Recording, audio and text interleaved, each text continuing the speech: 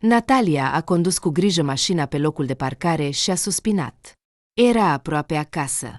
Într-o astfel de vreme, un stăpân bun nu își va scoate câinele afară, iar ea a trebuit să se întoarcă de la muncă sub o ploaie monotonă, care bătea pe acoperișul mașinii.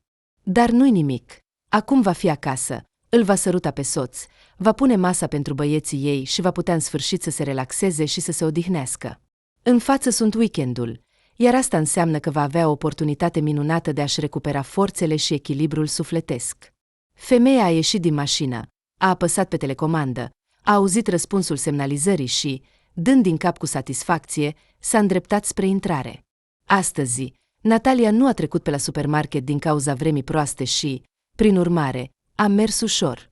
Adesea, ca o mamă bună, se întorcea de la muncă încărcată cu pungi din magazine, pentru că familia ei pofticioasă mânca tot ce era pe masă. Așa că Natalia, ca o albină harnică, trebuia să aducă acasă tot mai multe cumpărături.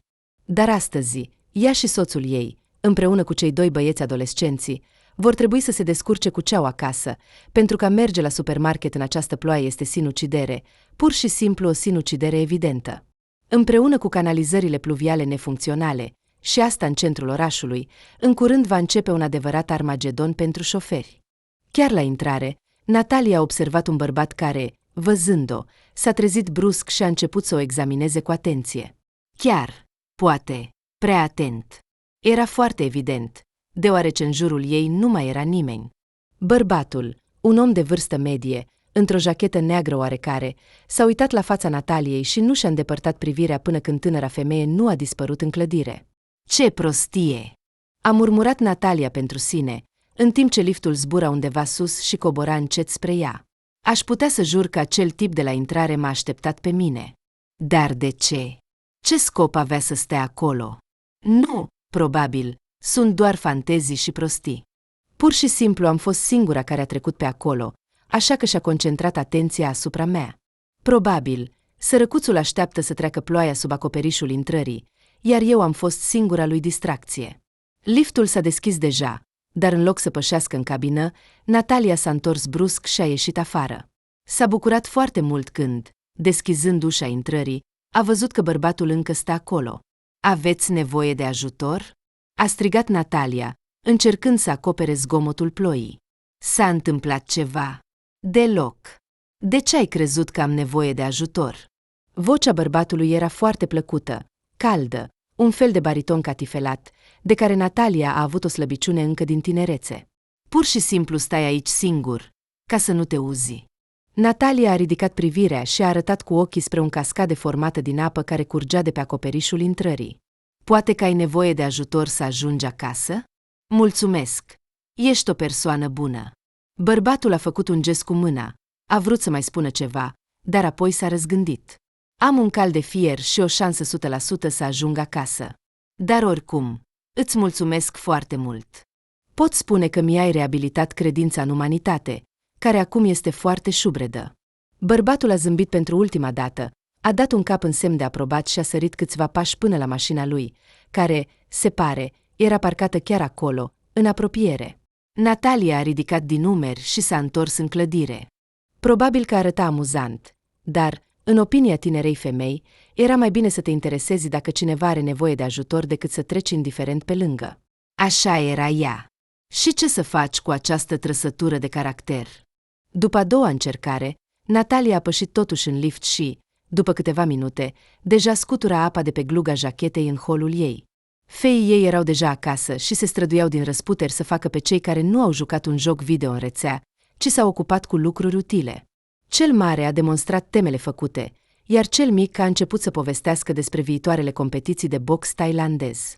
E bine că înțeleg ce trebuie să facă acasă și măcar încearcă să simuleze utilitatea activităților lor. Cu toate acestea, se va ocupa de toate acestea mai târziu. Soțul ei nu era încă acasă. Asta înseamnă că iarăși este o situație complicată. El lucra ca stomatolog-chirurg, iar ziua lui de muncă, contrar așteptărilor, era adesea neregulată. Dacă trebuia să efectueze o extracție complicată, maxim trebuia să rămână și o oră, și 2. Și mai era și cazul când un pacient intra în clinică cu doar 5 minute înainte de închidere, iar administratorul îl invita cu căldură să intre în cabinet. Toată lumea știa că proprietarul nu va fi mulțumit dacă pacientul este dat afară. De fapt, nu doar că nu va trece la ei, dar va merge și la concurenți și își va lua întreaga familie cu el. Așa că trebuia să facă o față bună la o situație proastă și să lucreze până la ultimul client. Din fericire, asta se traducea într-un salariu destul de bun, deși nu mult peste media din domeniu. Dar Natalia era fericită că soțul ei lucrează. Îi place ceea ce face și în familie aveau liniște și armonie. Așa a fost departe de a fi întotdeauna. O perioadă, Maxim a fost fără muncă și a încercat să se angajeze într-o clinică stomatologică de stat, dar atunci a trebuit să renunțe la locul său călduț. Totul a ieșit conform clasicii. Cineva din cercul său a avut nevoie de un loc de muncă de stomatolog, iar Maxim a început să primească plângeri ca dintr-o pușcă. După a treia plângere, medicul șef l-a chemat pe bărbat și a pus problema pe masă. Fie își dă demisia de bunăvoie, fie va fi concediat. Maxim, care se considera un medic bun, urma cursuri de perfecționare și încerca să investească în el. Desigur, a înțeles aluzia și a scris imediat demisia. Din ziua următoare, bărbatul a fost șomer, iar asta în condițiile în care Natalia era în concediu de maternitate prelungit. Cu primul copil, ea a stat acasă timp de 3 ani și se pregătea să se întoarcă la muncă, când, dintr-o dată, testul de sarcină a arătat din nou 2 linii. Soții au estimat că este pentru bine și că vor putea să se descurce cu 2 copii, așa că Natalia a rămas acasă încă 3 ani. Așa că în această perioadă a avut loc concedierea lui Maxim. Le-a fost greu atunci. Ce să mai spunem? Copilul cel mare a început grădinița, avea nevoie de multe lucruri, iar cel mic avea nevoie de una sau alta. Nu toate lucrurile puteau fi folosite de la unul la altul. Atunci, Natalia a învățat practic să facă o supă din piatră, pentru a avea suficient pentru toată lumea și pentru a-l hrăni pe soțul ei mai gustos. Maxim a fost fără muncă o vreme, apoi s-a angajat într-o clinică privată pe un procent din venit, dar nici acolo nu a avut succes. Avea prea puțini clienți și, prin urmare, veniturile nu puteau să-l bucure. Pentru a se muta în instituții mai cunoscute, trebuia să urmeze cursuri specializate și să participe la seminarii, dar de unde să ia bani pentru asta? În familia lor nu se trăia în lux. Soluția a venit brusc și, se poate spune, a căzut ca un fulg de zăpadă pe cap. Bunica Nataliei a murit, iar deoarece avea 4 nepoți, economiile defunctei, conform testamentului ei, au fost împărțite în 4. Bunica nu a fost milionară în viață, așa că suma a fost decentă, dar nu enormă. Inițial, Natalia a sperat că în sfârșit se vor îmbogăți, vor cumpăra copiilor lucruri pe care le-au refuzat timp de luni de zile. Poate că își vor permite chiar să plece la o escapadă de weekend la țară sau să închirieze o casă de oaspeți acolo. Apoi, după ce a reflectat puțin și a realizat că banii se vor termina, iar perspectivele nu vor apărea, a venit și a propus lui Maxim într-o seară: "Hai să folosim acești bani pentru a te trimite la seminarii și pentru a-ți plăti toate cursurile necesare. După asta, cu siguranță te vei putea angaja într-un loc bun." Maxim, se părea, a rămas fără suflare, iar interesul din ochii lui s-a aprins în aceeași secundă. Deja dimineața, soții s-au conectat la internet și au găsit câteva opțiuni potrivite pentru cursuri, apoi au plătit imediat un avans. Maxim a studiat foarte atent, nu s-a sfiit să întrebe și să ceară să-i se arate din nou și din nou. Și, în rezultat, a reușit să se angajeze într-un loc excelent prin intermediul unuia dintre profesorii săi. Lucrul i-a plăcut lui Maxim. A început să aducă acasă sume normale. Și ulterior, Natalia nu a regretat niciodată cum a cheltuit moștenirea bunicii. La momentul în care a ieșit din al 2-lea concediu de maternitate, Maxim avea deja un loc de muncă bun și o reputație bine construită. Așa că tânăra familie nu mai avea nevoie de nimic. Natalia a ieșit la birou mai mult pentru a purta haine frumoase și pentru a lua ocazional concediu medical cu băieții. Iar timpul pentru întreținerea completă a familiei era purtat de Maxim.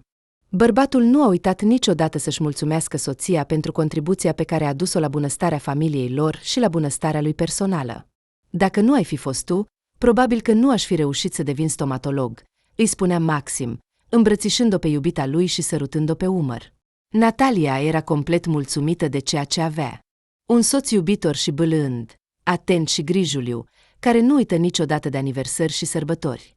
2 băieți, deși neastâmpărați, dar totuși inteligenți și în general ascultători. Cariera ei a început să avanseze treptat, după ce băieții au început să meargă la școală și au început să se îmbolnăvească mai rar. Așa că trăiește și bucură-te, Natalia, întâmpină fiecare nouă zi cu un zâmbet. Maxim a apărut pe prag destul de târziu. Ai văzut ce mare s-a făcut acolo? A murmurat soțul, sărutând-o pe Natalia pe obraz. M-am mirat că am ajuns acasă. Nu am plutit. Da, se pare că va trebui să stăm acasă timp de 2 zile. O mică neplăcere, a zâmbit femeia în răspuns. Hai repede la masă, pentru că ai întârziat. Ești probabil flămând. Astăzi este mâncarea ta preferată. Stând la masă, Maxim a mâncat cu poftă și a povestit despre un caz complicat de extracție a unui dinte cu chist. La începutul relației lor, Natalia se încrunta la descrierile unor procese, dar cu timpul s-a obișnuit și acum nu îi mai provoca niciun disconfort.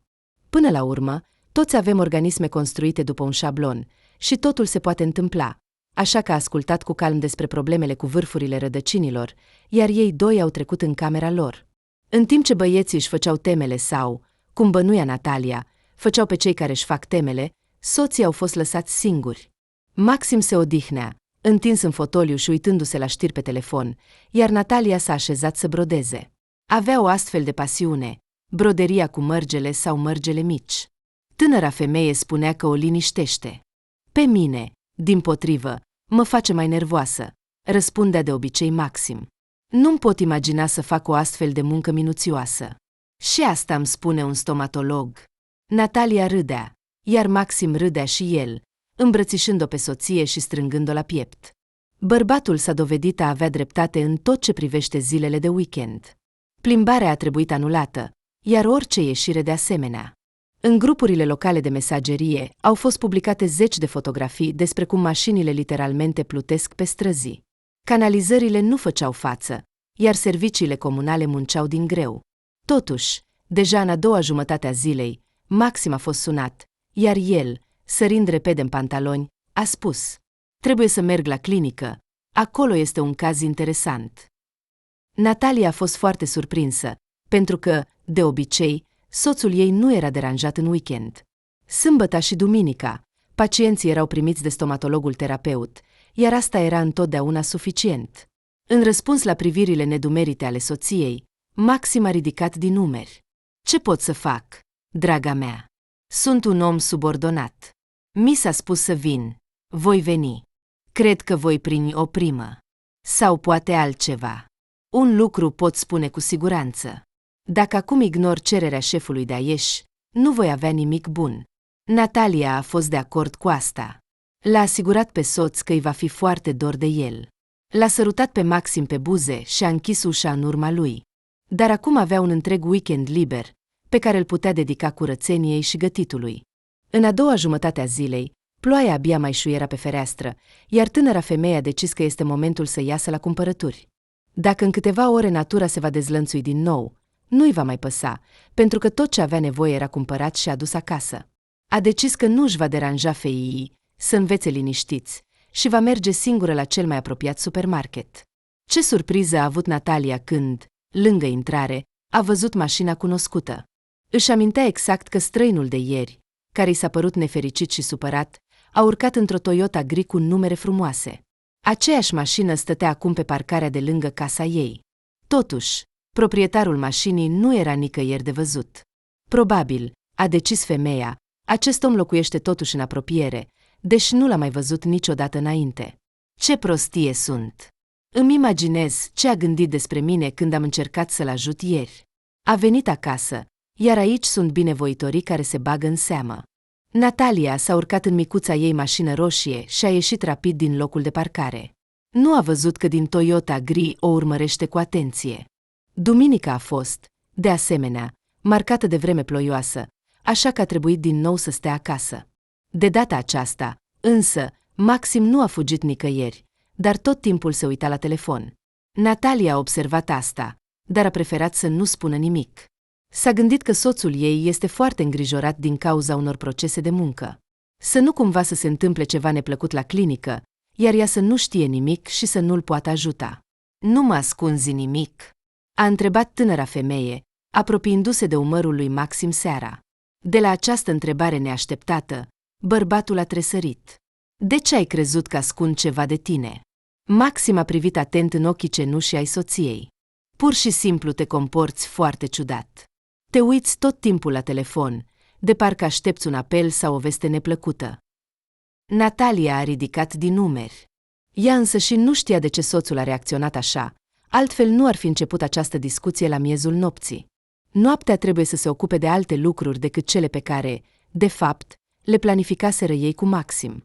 Acum soțul s-a întristat brusc, a privit-o cu atenție pe soție și a suspinat. Da, draga mea, ești o persoană foarte sensibilă și nu poți ascunde nimic de tine. Maxim a suspinat, a tăcut câteva secunde și a continuat. Am avut un caz foarte complicat acum câteva zile. Asta pentru cazul complicat ai fost ieri? A răspuns Natalia. Se poate spune și așa, a strâmbat din nas Maxim. În general, nu am putut să oferim ajutor complet persoanei, așa că va trebui să ne ocupăm de acest client în continuare. Sper foarte mult că nu îi va veni ideea să se plângă conducerii. Sunt sigură că ai făcut totul conform protocoalelor și nu se poate reproșa nimic muncii tale. Natalia l-a mângâiat pe soț pe mână. Cu experiența și reputația ta, nimeni nu te poate contesta. În răspuns, Maxim a zâmbit, ca un nou bănuț de cupru. Tu ai crezut întotdeauna în mine. E foarte plăcut să trăiești pe lume și să știi că există cineva care crede mereu în tine, te va înțelege și te va susține.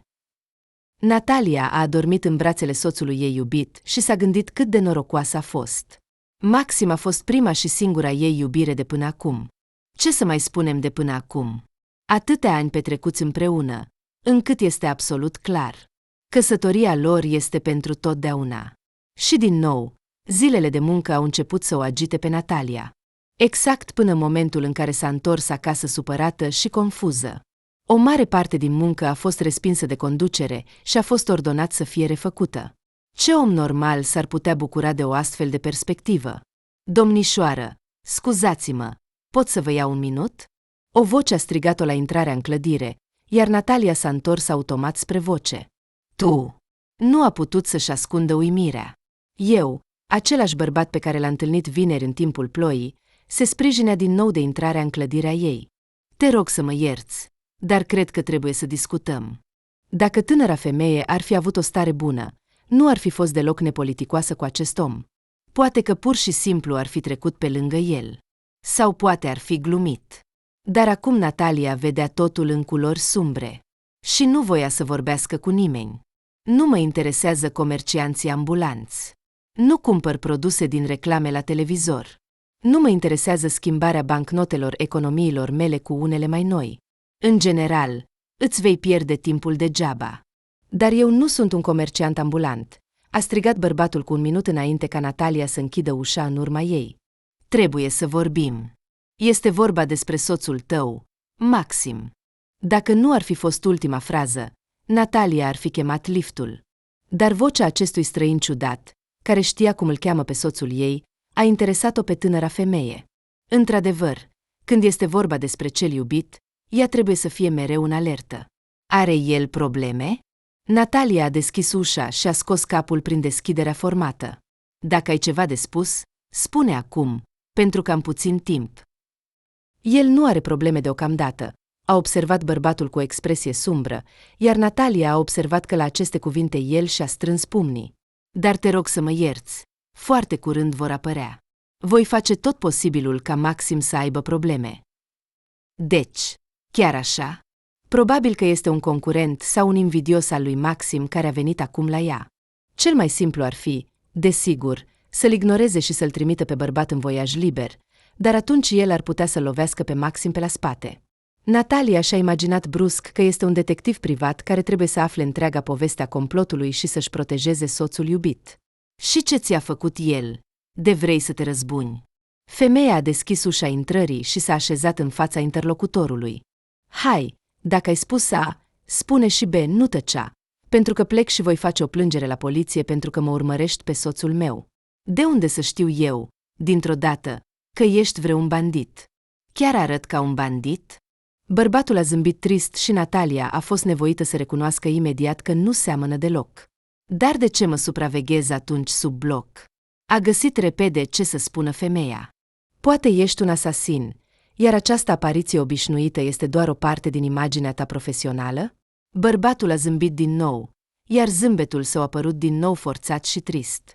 Apoi a făcut un gest cu mâna și a început să povestească. Nu știu cum să-ți spun. Vezi tu, eu nu am fost niciodată un susținător al soluțiilor radicale, dar acum pur și simplu nu mai pot tăcea.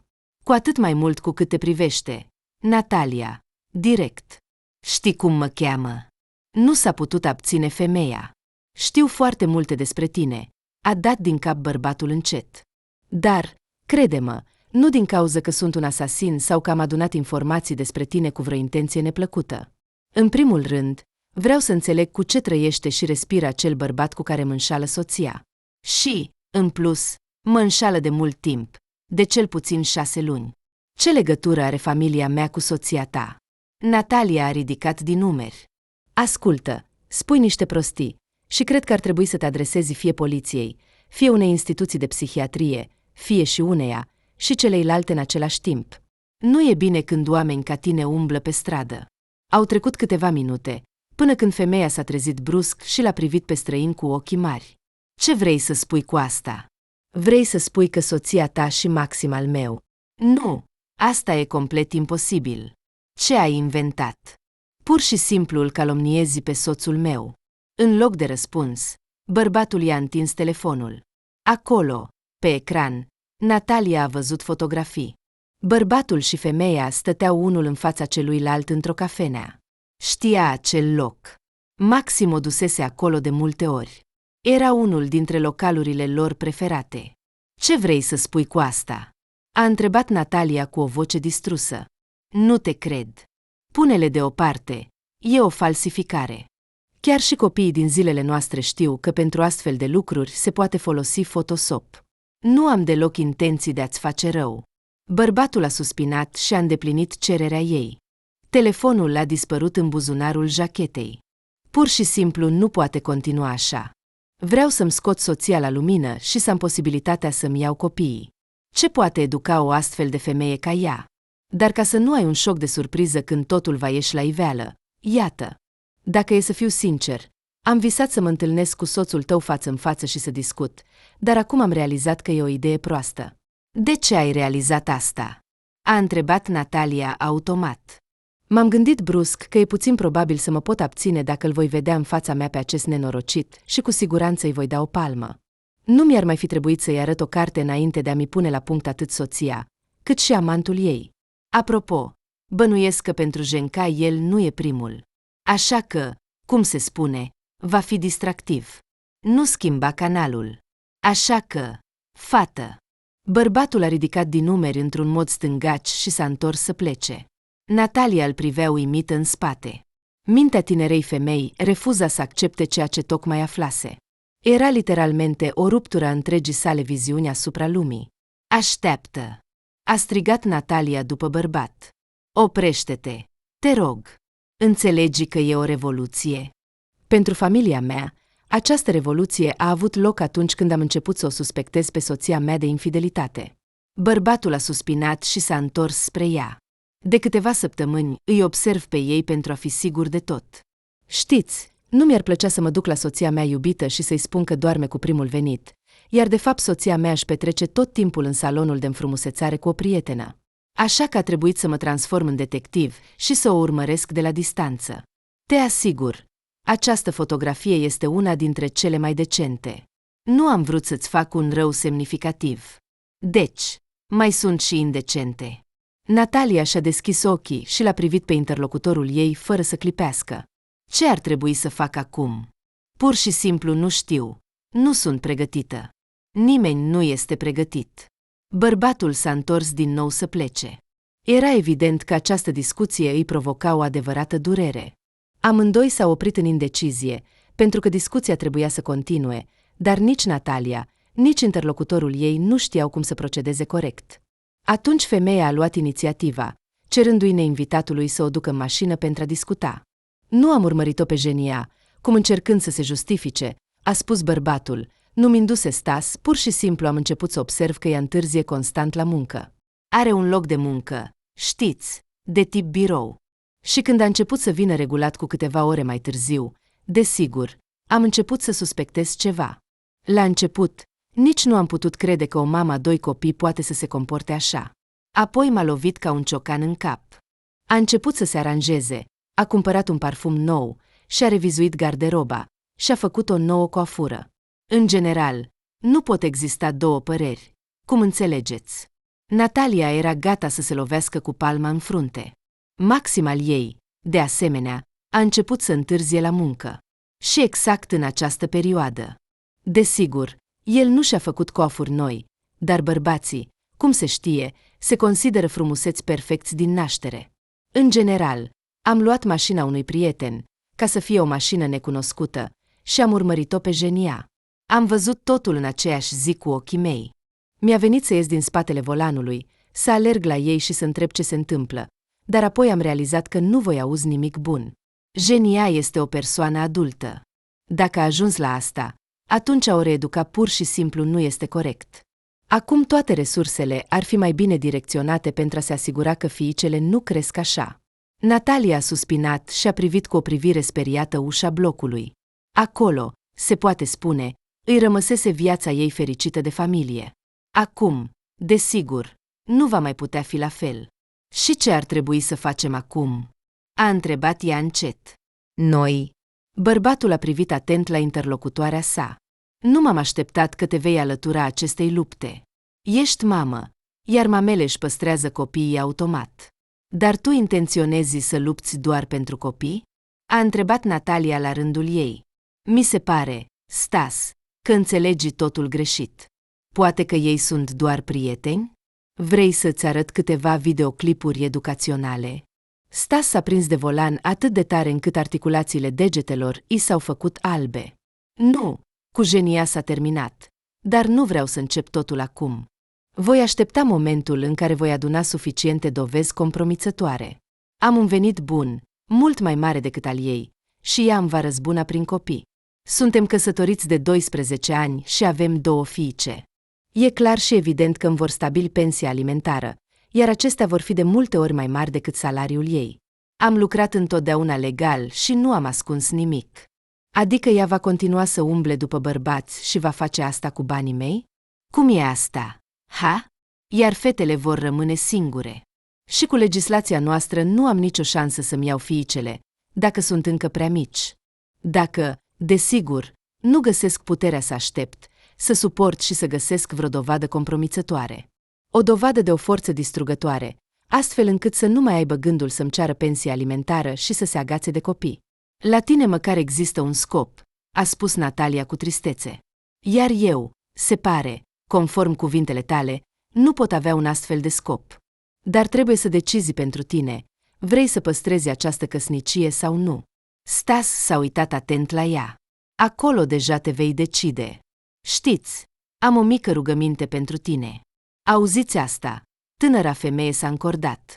Își dădea seama că Stas o va ruga să-l supravegheze pe Maxim sau, și mai rău, să ajute un tată iubitor să-și înfunde soția. Dar înainte să apuce să refuze, Stas a continuat. Dacă găsești puterea în tine, te-aș ruga foarte mult să amâni clarificarea relațiilor. Măcar pentru o săptămână. Acest timp ar trebui să-mi fie suficient și pentru a mă lămuri complet. Te-aș ruga foarte mult, măcar pentru o săptămână. Natalia, te rog. Nici vorbă. Natalia s-a înroșit ca un roșie. Nu mai trebuie să trăiesc cu un astfel de bărbat și să dorm în aceeași pat cu el. E mai rău, dar eram pregătit moral pentru asta. A dat din cap Stas cu tristețe. Am înțeles că, probabil, așa se va termina comunicarea noastră, dar pur și simplu nu am putut să nu te pun la curent. Natalia nu a vrut să se despartă. Pur și simplu a ieșit din mașina lui Stas și s-a dus spre blocul ei. Ce a gândit? Așa că, din cauza că el vrea să-și păstreze copiii, ea trebuie să zâmbească măcar o săptămână lui Maxim și să creadă că el nu are aventuri la muncă, ci lucrează, fără să se îndoaie? A găsit un complet idiot. Nu-i așa? Băieții au observat că mama nu este în formă și au încercat să se ascundă în camerele lor înainte ca Natalia să le facă o mare analiză, deci tânăra femeie nu avea puterea să facă nimic. Sperase că Maxim se va întoarce acasă în seara aceea la timp și că vor putea discuta, dar și aici a fost dezamăgită. Iubirea mea, Îmi pare rău. Te rog, mă voi întârzi. Maxim vorbea cu o voce atât de distrusă încât era greu să-l suspectezi de vreo planificare pentru seară. Îți imaginezi, acel pacient despre care ți-am vorbit. În general, astăzi vom lucra din nou cu el. Și asta, probabil, va dura câteva ore, nu mai puțin. A programat pentru ora 9 și nu vrea să se amâne mai devreme. Spune că are muncă până la 6:30. Ce pot să fac? Dacă nu ar fi fost revelația lui Stas, auzită de Natalia cu o zi înainte, atunci i-ar fi crezut chiar soțului. Dar acum, desigur, nu mai putea avea încredere în Maxim. Cu mare dificultate, tânăra femeie s-a abținut să nu îi spună chiar acum că știe totul și înțelege perfect cu cine va lucra Maxim. Mai bine zis, cu ce pacientă. Bine, a spus ea sec și a închis. Dacă Maxim s-a mirat de acest comportament, nu a sunat înapoi, ceea ce Natalia a fost foarte fericită în secret. Va veni și vremea pentru discuție. După ce i-a culcat pe băieți, Natalia nu s-a dus la culcare mult timp, așteptându-le pe soț. Interesant, ce va inventa Maxim pentru a justifica apariția sa acasă la 11:30? Probabil va începe să povestească cum tratamentul pacientului a durat până la cifre complet indecente și va spera la încrederea ei? Totuși, întoarcerea soțului acasă a fost triumfală. Primul lucru pe care l-a văzut Natalia după ce ușa s-a deschis a fost un imens buchet de trandafiri. Roșii, preferații ei. Din spatele buchetului a apărut fața lui Maxim, zâmbitoare și puțin jenată. Aici primesc soții căite? A întrebat el imediat. Știi că ești vinovat, dar am un motiv respectabil. Și iată-ți asta, ca să nu te supări. Buchetul a crescut, a trecut din mâinile soțului în mâinile Nataliei, iar Maxim a început să se descalțe, povestind grăbit soției. După muncă, am ieșit cu băieții și am intrat în cel mai apropiat bar. La Andrei i-a venit pe lume un fiu, așa că trebuia să sărbătorim. Ei bine, ca să te faci să te simți ca o soție iubită, am comandat acest buchet și am trecut să-l iau pe drum. Nu te teme, am băut doar bere fără alcool. Înțeleg că nu e bine să conduci băut. Maxim a fost atât de convingător încât, dacă nu ar fi fost conversația de astăzi cu Stas, Natalia nu ar fi suspectat nimic. Ea deschisese gura să-i ceară soțului să nu îi mai spună minciuni. Dar Maxim nu i-a dat voie să spună niciun cuvânt. Dar hai să mergem în acest weekend undeva la țară să ne relaxăm. Mi se pare că băieții s-au săturat de stat. Și noi doi trebuie să ne revigorăm puțin sentimentele. Natalia s-a agățat de această frază ca de o salvare. Nu voia să-i facă lui Maxim reproșuri. Se temea de ceea ce va urma.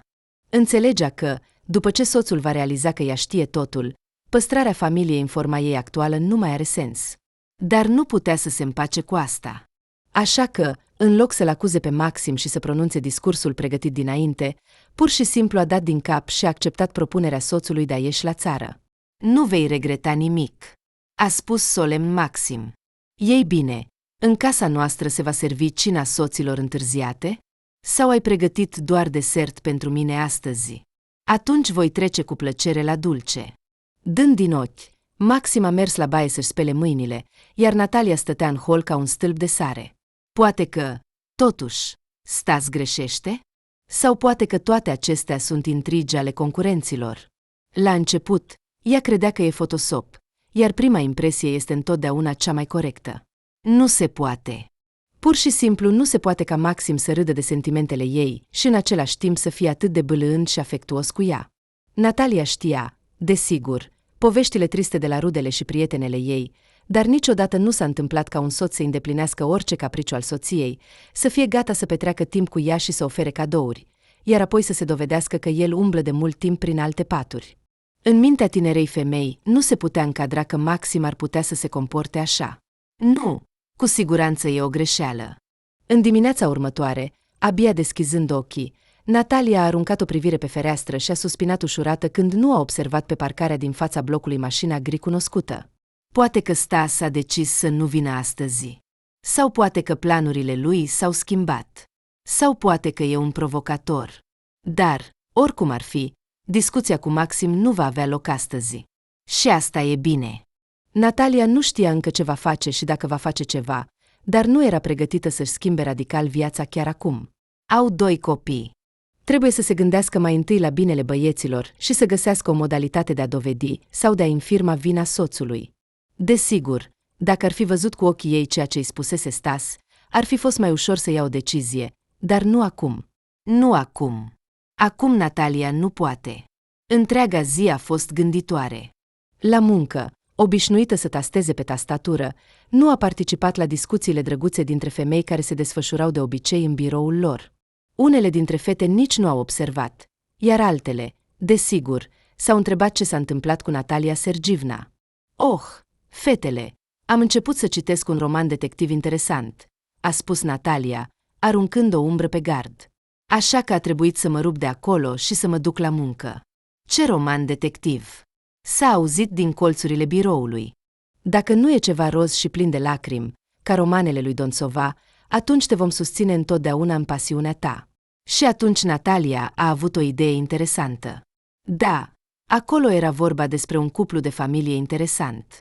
Trăiau liniștiți, soț și soție, nu se plângeau, creșteau copii. Și atunci apare la soție un detectiv privat și îi spune că a fost angajat să-l supravegheze pe soțul ei și pe amanta lui. Iar femeia, aceasta este exact partea la care m-am oprit, și nu știe ce să facă cu soțul ei.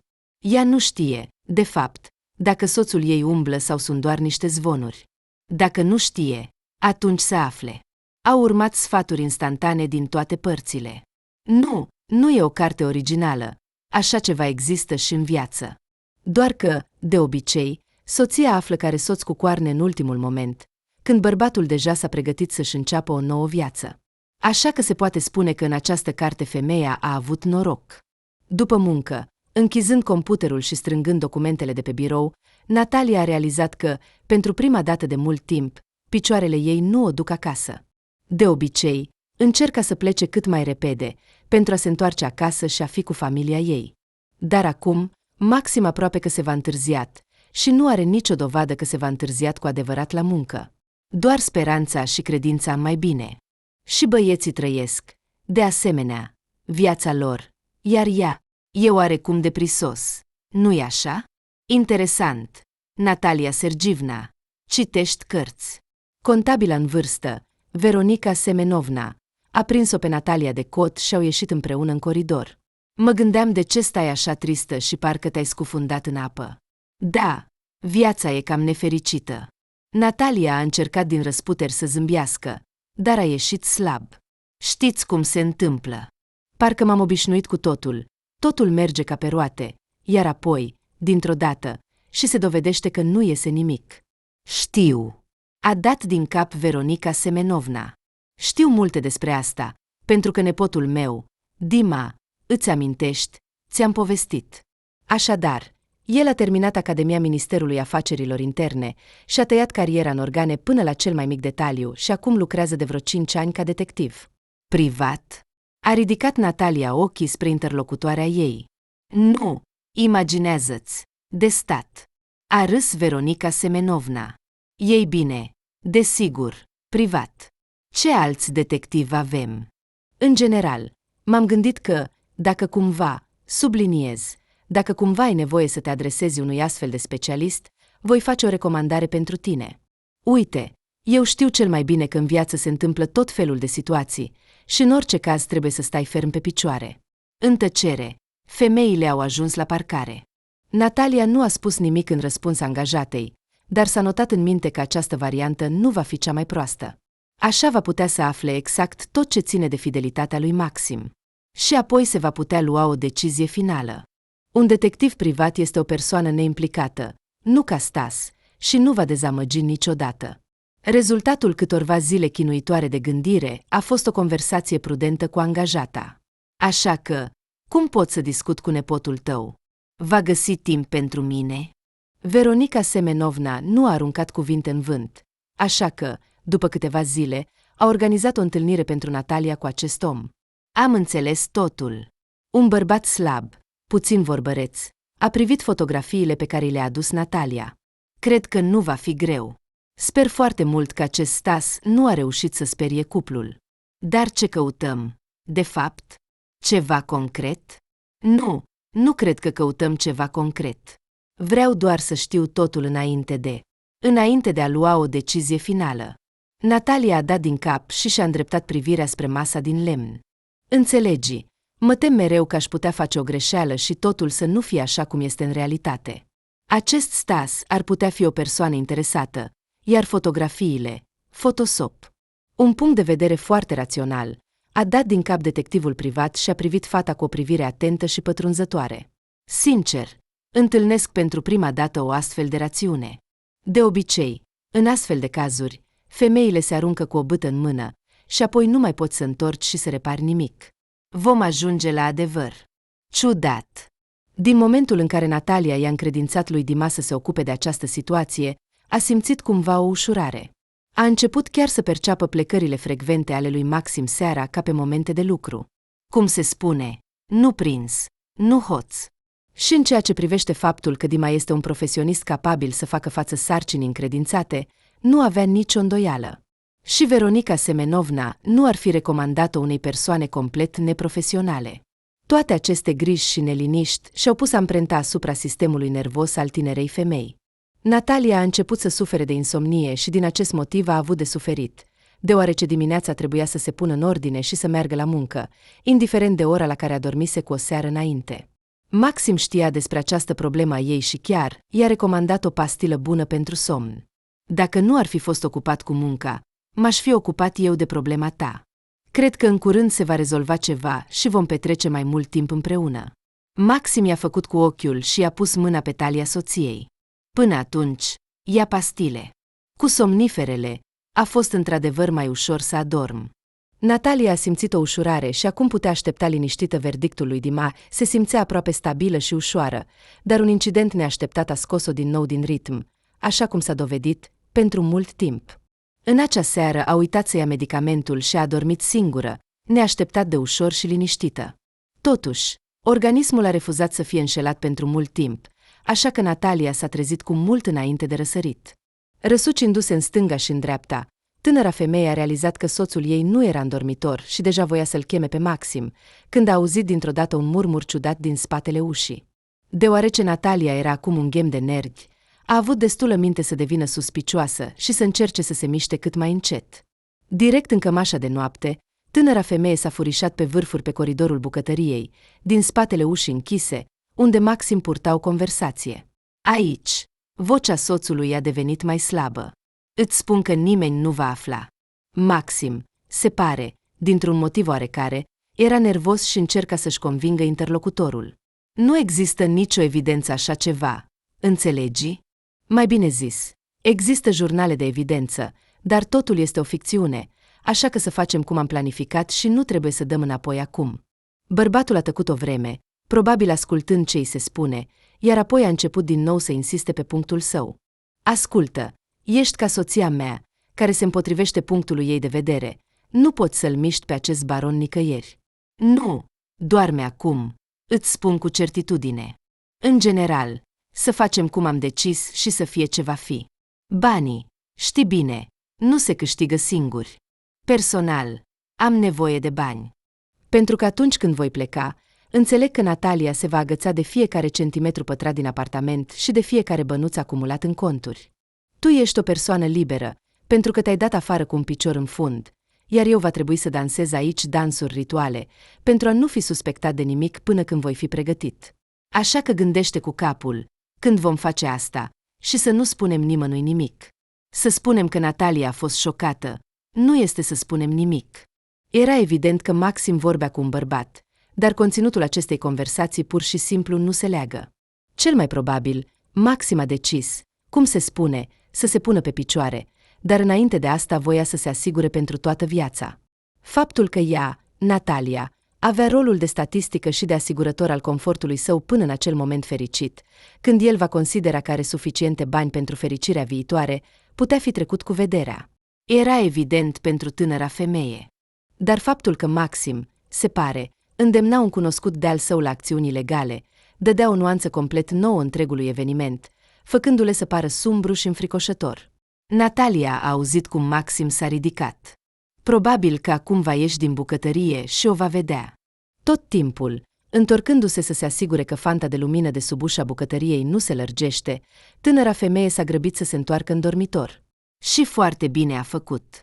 Pentru că abia Natalia a reușit să se întindă, să se acopere și să se prefacă că doarme, Maxim a intrat în cameră și s-a aplecat peste ea. A fost o mare efort pentru femeie să nu se trădeze. Bărbatul s-a așezat pe partea lui de pat, a suspinat greu și a adormit, iar Natalia, după ce a auzit totul, nu a putut să închidă ochii până la răsărit. Pe de o parte, a aflat adevărul. Acel adevăr pe care l-a încredințat detectivului privat să-l descopere. Pe de altă parte, acum era și mai confuză. Primul lucru la care Natalia s-a gândit a fost că, dacă Maxim s-a implicat în ceva ilegal, copiii vor avea de suferit. Copiii lor. În mintea tinerei femei nu se putea înțelege cum poate Maxim să fie atât de lacom încât să pună în pericol viitorul fiilor lor pentru câteva câștiguri personale. Ce fel de tată este un astfel de om? Pentru băieți, fără îndoială, va fi neplăcut să afle cum s-a comportat Maxim față de mama lor, dar faptul că bărbatul intenționează să se implice în crime este cu adevărat dincolo de bine și rău. În dimineața următoare, Natalia, fără să-i mai pese să pară o soție iubitoare obișnuită, l-a dat pe Maxim afară pe ușa de dimineață și a sunat detectivului privat. Dima, trebuie să vorbesc urgent cu tine, a strigat Natalia în receptor. Foarte urgent. Dima a fost de acord să se întâlnească cu ea la vechiul loc, iar Natalia a alergat la el pentru o discuție, nervoasă și dezordonată. Nu-ți poți imagina ce am auzit noaptea. Tânăra femeie își răsfoia degetele pe ciucurii de pe masă, în timp ce chelnerița lua comanda lor și călcând cu tocurile spre bar. Cred că soțul meu a decis să se implice în ceva criminal pentru a se îmbogăți. Știu. Dima s-a întins spre portofelul cu care venise și a pus în fața ei un dosar din plastic, în care Natalia a observat fotografii tipărite și câteva documente. Deocamdată nu am certitudinea despre ce fel de lanț este vorba, dar în linii mari sunt deja la curent. Detectivul privat i-a spus Nataliei că, conform informațiilor sale, Maxim a decis să vândă substanțe narcotice care sunt folosite în clinică pentru anestezie generală. Poate s-a înțeles cu un anesterist, sau poate a decis să acționeze pe riscul său. Bărbatul a sorbit din cafea dintr-o ceașcă de porțelan și a pus-o înapoi pe masă. Oricum, există mulți clienți dispuși să cumpere așa ceva. De ce? Natalia s-a uitat nedumerită la interlocutor. Dacă înțeleg corect, este doar un medicament. Da, este un medicament, dar este supus unei evidențe speciale. Există așa numitele liste A și B, au fost gândite nu fără motiv. Dar cel mai important este că medicii necorespunzători, cu ajutorul acestor medicamente, pe care nu le pot cumpăra pur și simplu din farmacie, pot efectua manipulări și sedări asupra oamenilor obișnuiți. Acum este foarte solicitat și popular un astfel de serviciu. Când o persoană nu are bani pentru tratament într-o clinică privată completă, este dispus să plătească tot ce are pentru a scăpa de durere. Preferabil sub anestezie generală. Așa că medicii necorespunzători cumpără medicamentele listate sau furate de la cei care au dreptul să le achiziționeze prin licență. Le folosesc cum le vine. Poate ai auzit despre cazurile mortale în chirurgia plastică și stomatologie? Așa că anestezia generală poate avea deseori astfel de consecințe.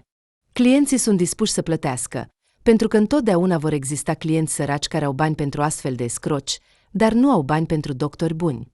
Schema este sigură și simplă, ca un topor, și permite câștiguri. Așa că Maxim s-a lăsat păcălit. Și ce ar trebui să facă acum? Natalia a suspinat greu și s-a uitat la fotografiile desfăcute în fața ei. Și acesta, înțeleg, este complicele lui, cu care a vorbit noaptea. Nu știu cu cine a vorbit acolo, dar acest om se numește Denis Meșceriacov și lucrează ca anesterist la aceeași clinică în care lucrează soțul tău. Adevărul este că Denis mai lucrează și la o altă instituție și am suspiciunea că de acolo va începe să fure medicamente. Iar Maxim, în consecință, va găsi piața de desfacere și le va asigura profitul ambilor. Și ce ar trebui să facă acum cu toate acestea?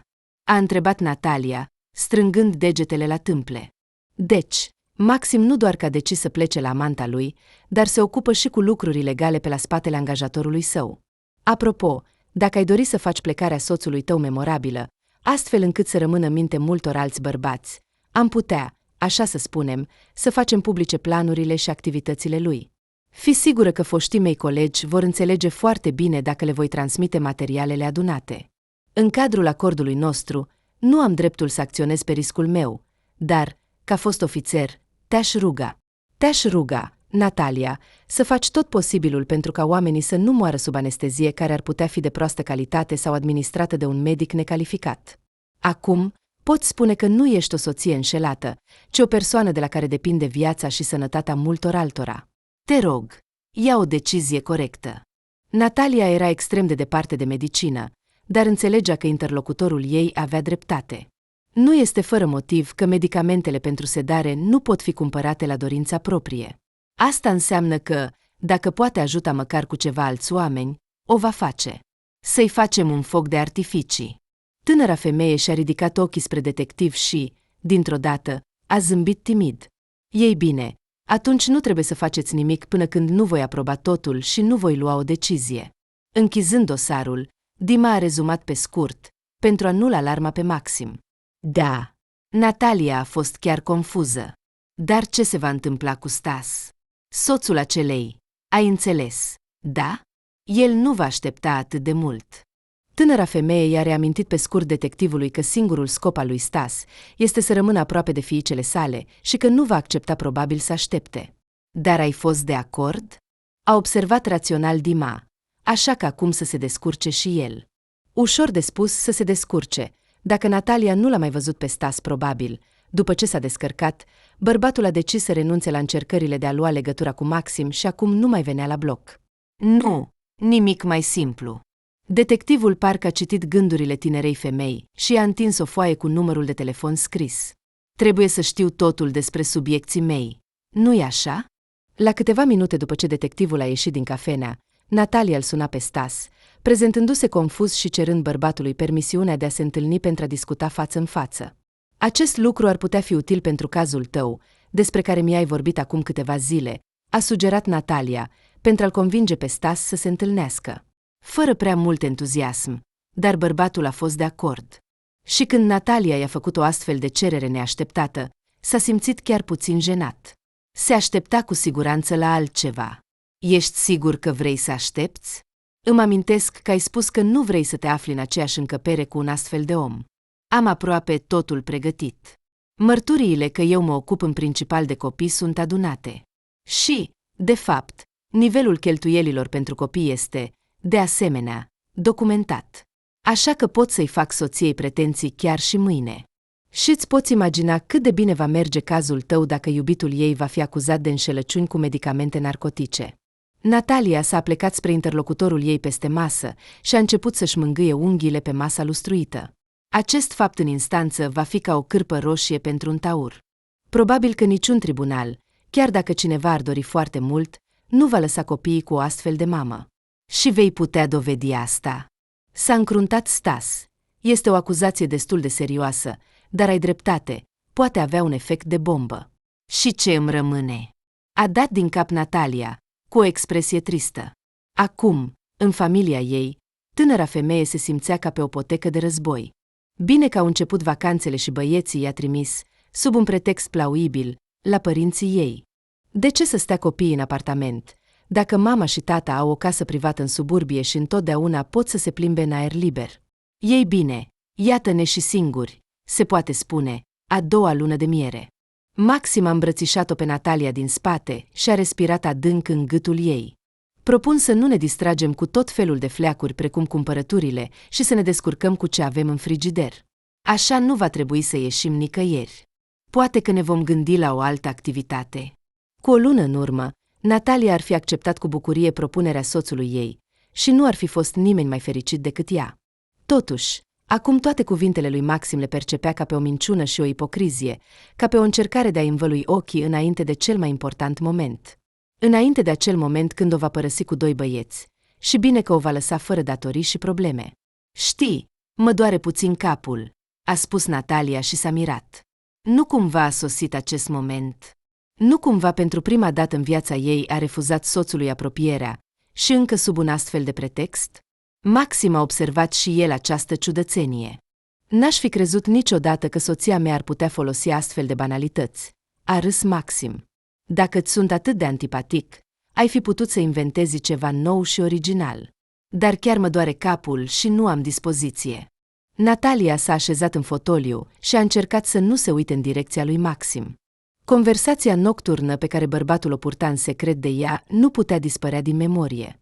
Acea șoaptă șuierătoare și epiteturile pe care le-a folosit pentru soția sa le va ține minte mereu.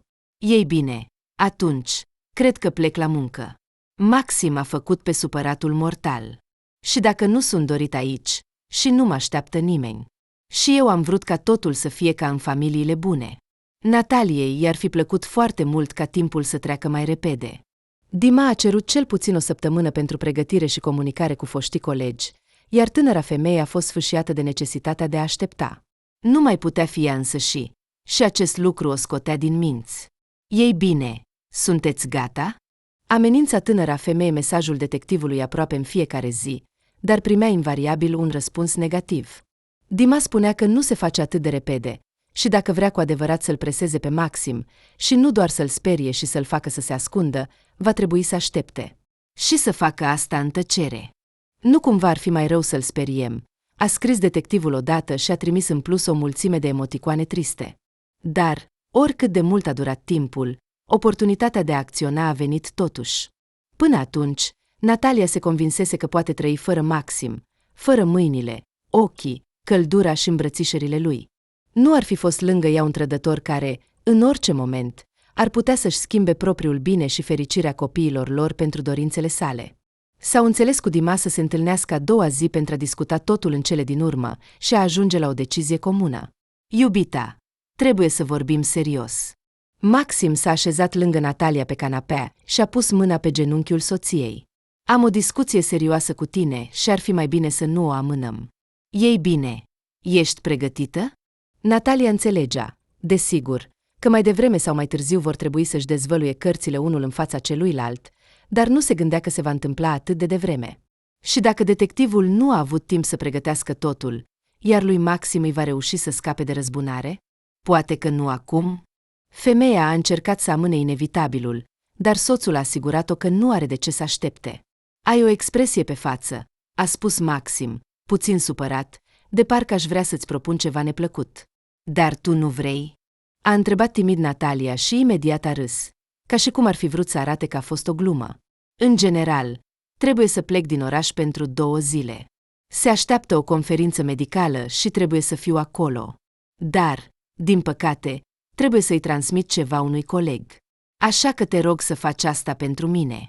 Nu mă vei refuza, nu-i așa? Natalia nu ar fi acordat o atenție deosebită acestei cereri, dar acum era pe gânduri. După tot ce a aflat despre soțul ei, era foarte greu să nu bănuiască lipsa lui de sinceritate. Dar tu nu poți cumva să transmiți totul colegului tău? La urma urmei, dacă nu se poate, poți trimite prin poștă sau poți lăsa la cunoscuți. Sau colegul poate aștepta până te întorci din călătorie. Există multe modalități bune. Maxim s-a umflat și s-a uitat la ea cu multă răutate. Și pe cine? Spune-mi, am fost căsătorit atâția ani?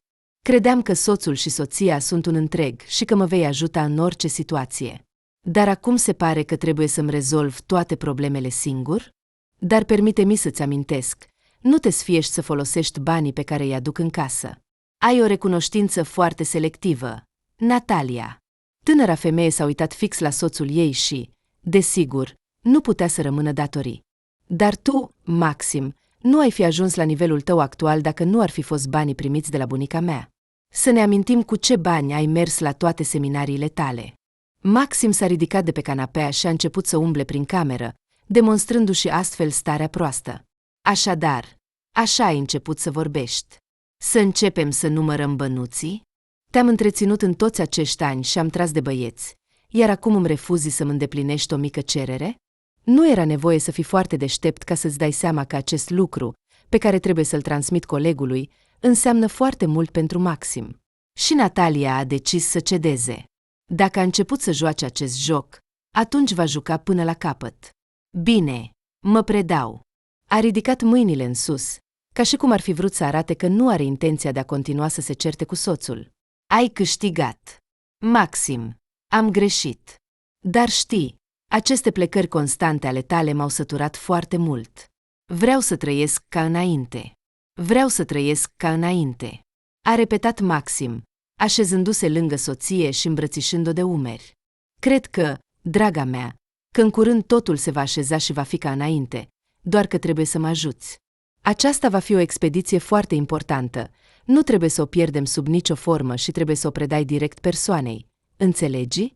Această expediție este foarte importantă pentru el, dar și pentru mine, dacă sunt sincer. Bine, dragule, voi transmite totul. Natalia a zâmbit și a încercat să se întoarcă repede de la Maxim. Acum îi era pur și simplu scârbă să fie lângă acest bărbat. Expediția nu trebuie ascunsă sub nicio formă și nu trebuie să te atingi de conținut. I-a dat scurte instrucțiuni detectivul, când Natalia l-a sunat cu descrierea conversației sale cu soțul. Pe numele lui Maxim a fost rezervată o cameră pentru 4 zile la una dintre bazele de odihnă de la țară.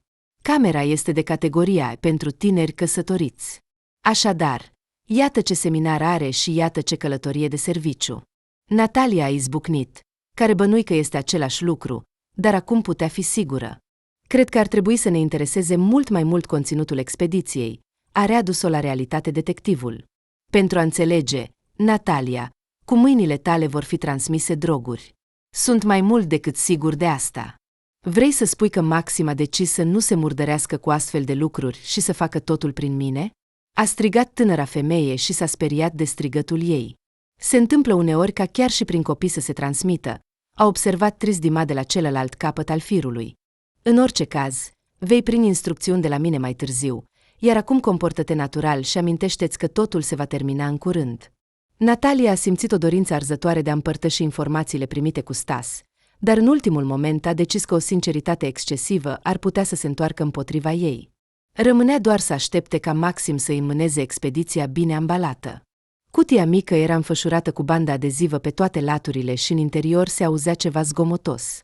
Acestea sunt suveniruri, a spus Maxim cât mai neglijent, înmânând cutia în mâinile soției. Astăzi mă pregătesc și plec, iar apoi te voi suna și îți voi spune la ce oră și unde să le aduci. Bine, Natalia a încercat să zâmbească, dar nu a reușit. De ce ești atât de posomorâtă? Maxim a ridicat cu degetele bărbia soției și a pecetluit pe buzele ei un sărut pasional. Dar imediat ce mă întorc, vom avea o adevărată sărbătoare. Hai, draga mea, totul este înaintea noastră.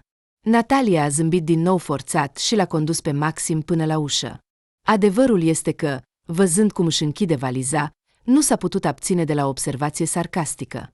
Așa că acum, pentru astfel de evenimente, trebuie neapărat să iei cu tine costume de baie? Și-a mai adus haine, ca și cum ar merge la un hotel de plajă.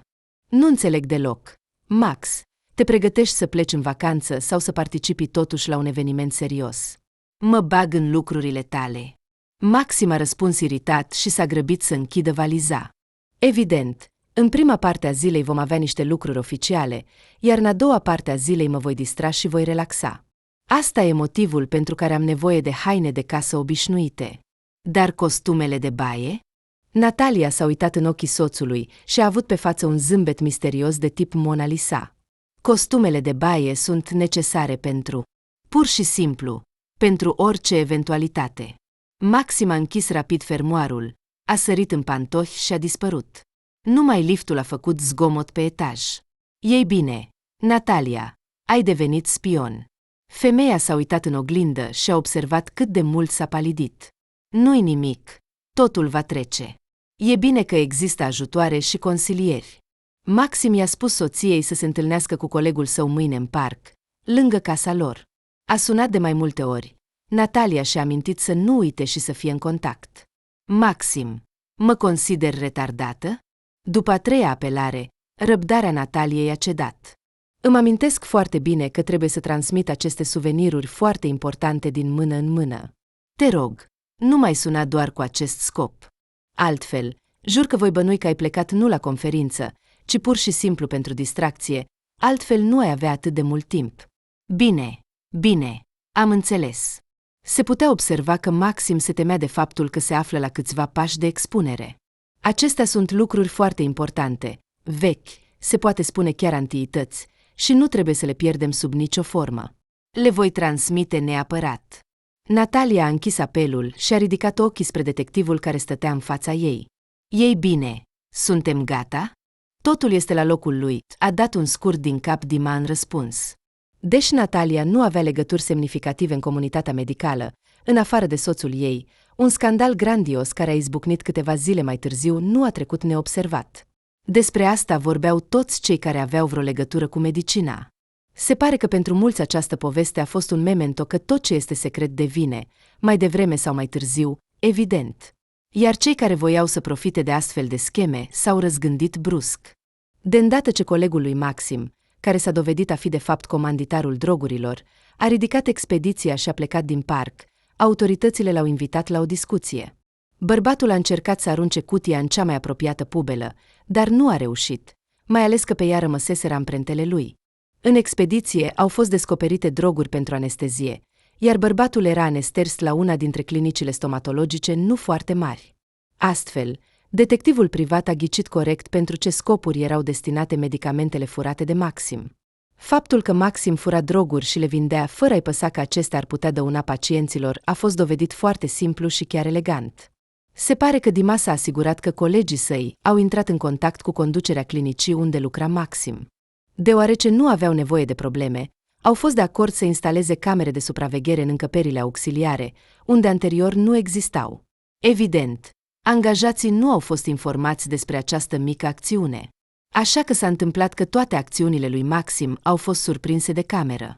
Stomatologul a fost prins călduț chiar din jacuzzi, pe care îl frecventa cu Evgenia, soția lui Stas. Bărbatul a încercat mult timp să-și apere drepturile, să nege, să ceară avocatul său și, în general, să se comporte provocator, până când i-au arătat câteva înregistrări interesante și i-au explicat că a contesta autoritățile poate fi mai costisitor.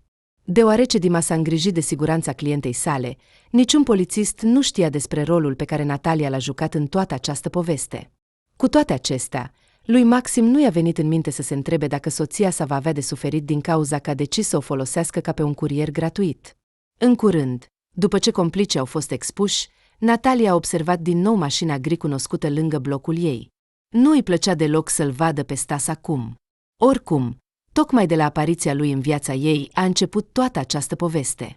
Cu toate acestea, bărbatul a început să vorbească cu ea foarte prietenos, i-a oferit un coș mic cu flori și a propus: Natalia, îți sunt dator. Dacă nu erați voi cu povestea voastră, nu aș fi avut ocazia să-mi stabilesc locuința cu fetele mele. Evgenia, desigur, va încerca din nou să lupte în instanță, dar drogurile sunt o acuzație prea gravă pentru a putea fi pur și simplu ignorată. Dar nu soția dumneavoastră a vândut droguri. A suspinat obosit Natalia, care dorea mai mult decât orice să se întoarcă acasă. Iar acest lucru va trebui să-l demonstreze în instanță, lung și plictisitor. Stasi a făcut cu ochiul vesel. Mai mult, din apartamentul meu am dat-o afară, iar fetele sunt înregistrate cu mine și locuiesc acolo. Așa cum i-au spus avocații mei, acest lucru îmi crește semnificativ șansele ca, în cele din urmă, să rămână cu mine. Îți urez din toată inima. Acum Natalia era absolut sinceră. Tot ce este bine se termină bine. Îți sunt dator, a repetat Stas. Mi-ar plăcea foarte mult să te invit undeva. Să stăm de vorbă, să ascultăm muzică, să discutăm despre tot ce s-a întâmplat și... Înțeleg, Natalia, că am devenit o pată neagră în soarta ta. Hai să reparăm asta. Natalia a fost surprinsă de cât de subtil acest bărbat știa să o simtă. Da, acum nu era deloc predispusă la noi relații. Ar fi trebuit să se descurce cu ceea ce se întâmpla în viața ei, fără tot ce ține de dragoste. Dar a se închide în sine este o idee foarte proastă. Așa că a acceptat oferta lui Stas, cel mai greu a fost să le explice băieților tot ce s-a întâmplat între părinții lor. Natalia se temea că adevărul va fi o lovitură prea mare pentru psihicul adolescenților, dar în același timp nu putea să ascundă. Și în oraș au început zvonuri despre o bandă de medici care vindeau droguri. Băieții erau deja preșcolari și înțelegeau foarte bine ce se întâmplă. Nu-i nimic, băieți, ne vom descurca foarte bine în viață, a spus Natalia, așezându-se pe canapea într-una din zilele de weekend.